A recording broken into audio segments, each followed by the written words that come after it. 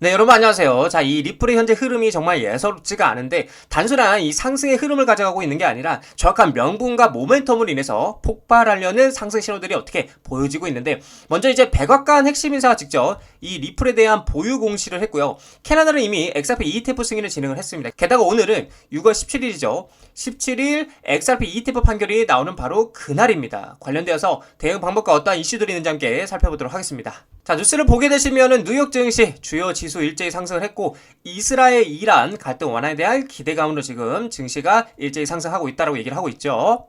사실 뭐 최근 중동의 지정학 이슈로 인해서 시장이 많이 좀 혼란스러웠잖아요. 정말 다행히도인데 이스라엘과 이란이 갈등이 완화가 될 것으로 기대가 되고 있어서 지금 다시 한번 뭐 비트코인을 포함한 뉴욕 증시도 반등을 하고 있는데, 자, 내용을 보게 되면 이날 이란이 이스라엘과의 적대 행위를 완화하겠다는 소식이 전해지면서 위험자산 강세의 재료가 됐다. 그래서 월스트리트 저널은 중동과 유럽 소식통을 인용해서 이란이 이 같은 메시지를 이스라엘, 미국 측에 전달했다라고 보도를 했고요. 이에 따라서 시장은 조심스럽게 낙관적인 분위기를 보이고 있다라고 얘기를 하고 있어요. 제가 뭐 앞전에 여러분들에게 말씀드렸지만 세력들이 이 주가를 가장 쉽고 빠르게 떨어뜨리는 게 뭐라 그랬어요? 그 재료는 바로 제가 이 전쟁이라고 말씀드렸죠. 바로 이 지정학적 이슈인데, 세력들이 이제 아무래도 계속해서 상승하다 보니까 이 롱 청산을 하고 여기서 아래에서 물량을 다시 자기들이 받아가면서 끌어올려야 되다 보니까 빠르게 내리려면, 큰 이슈가 오기 전에 빠르게 내리려면 이 전쟁을 이용해가지고 보통 물량을 매집하는 경우들이 많다라고 말씀드렸는데, 이번에도 역시나 제가 말씀드린 대로 빠르게 끌어내렸고 다시 한번 빠르게 끌어올리고 있다라고 보여지는 관점입니다. 자, 그렇다 보니까 지금 시장은 17일, 18일 열리는 연방준비제도, 즉 패드죠. 그래서 FOMC 정례회의에 이제 주목을 하고 있고요. 금융시장은 이번 회의에서 기준금리가 동결이 될 것이라고 예상을 하고 있는데, 여기서 이제 이렇게 말씀하시는 분들이 있을 거예요. 금리를 인하해야 되는 게 아니냐. 근데 금리를 인하하게 되면 거기에 대한 기대감이 사라지는 겁니다. 그러니까 오히려 증시에는 그렇게 호재가 아닌 악재가 될 수 있다는 거죠. 그래서 오히려 지금 계속해서 동결을 하면서 이 금리 인하에 대한 기대감을 가지고 가는 게 시장에서는 좋을 수 있다라고 좀 말씀을 드리고 싶어요.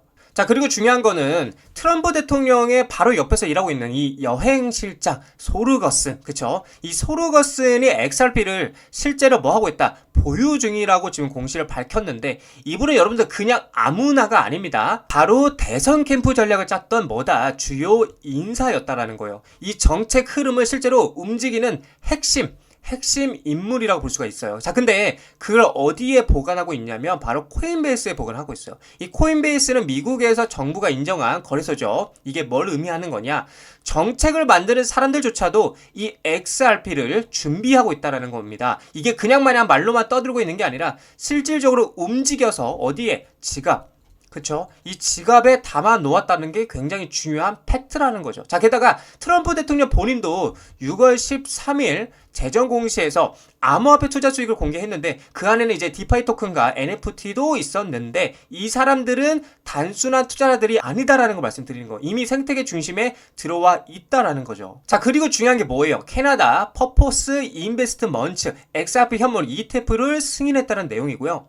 그러니까 캐나다 정부가 이 XRP ETF를 승인했다는 건데, 사실 이것 때문에 이제 이 리플이 계속해서 떨어지지 않고 잘 버티면서 오히려 상승하는 모습을 보여주고 있는데, 시장에서 그렇게 기대하는 이 ETF가 뭐냐면 쉽게 말해서 이제 이 펀드입니다.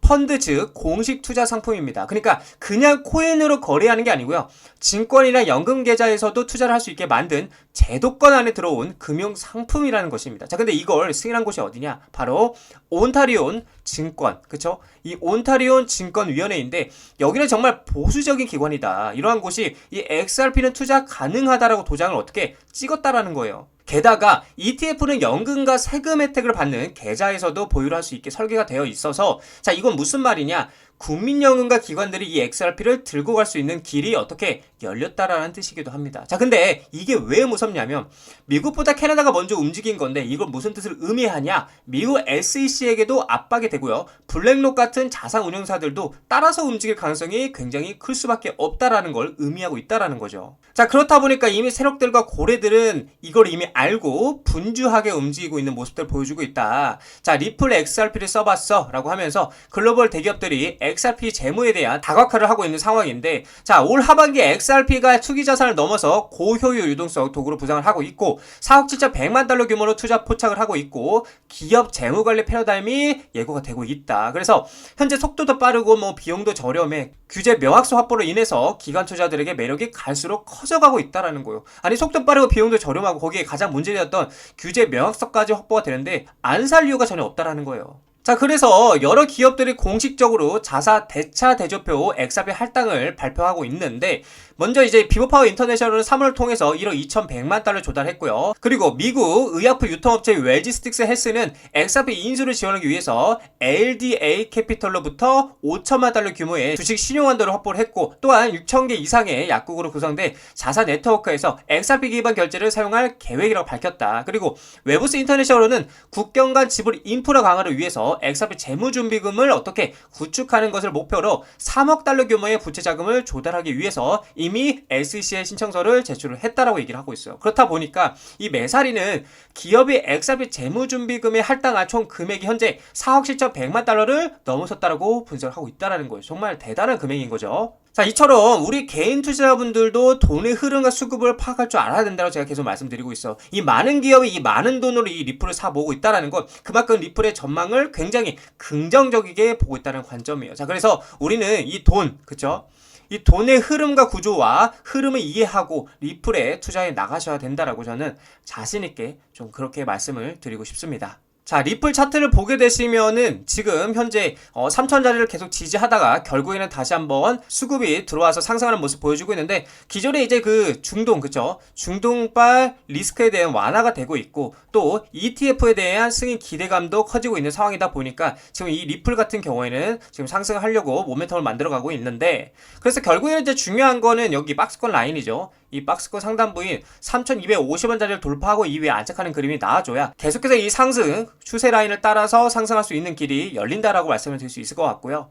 근데 반대로 이제 결국에 또 3,250원짜리를 돌파 못하고 또 꼬꾸라지게 된다라면 다시 한번 2,500원 구간, 이 꼬리 구간인 쌍저점, 쌍바닥을 확인하러 떨어질 가능성이 있다라는 거 여러분들이 참고를 해주셔야 돼요. 그래서 간단하게 생각하면은 3,250원짜리 돌파하고 이 안착을 하게 되면은 상방, 그쵸? 상방으로 갈 확률이 높고, 반대로 돌파 못하고 3,000원짜리가 한 번 더 깨지게 되면은 하방으로 내려갈 가능성이 크다라는 걸 여러분들이 참고해 줬으면 좋을 것 같습니다.